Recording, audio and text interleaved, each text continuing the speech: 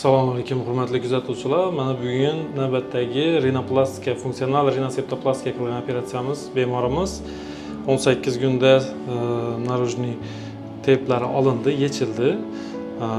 Mana hozir o'zingizni fikrlaringizni bildiring. Nechksiz?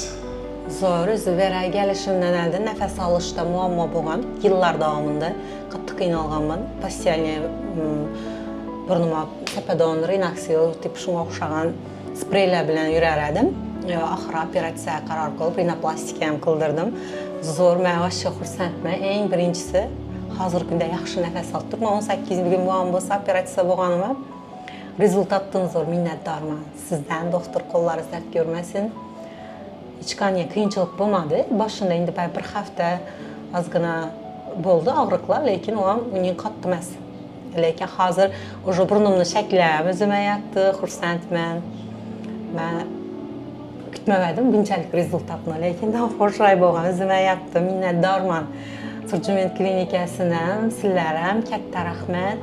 Qo'llaringiz dard ko'rmasin. Kasbingizdan baraka toping. Kimda-kim shunday bir muammolar bilan o'ylanib yurgan bo'lsa, ikkilanib, bemalol qo'rqmang, kelishlarini tavsiya etaman.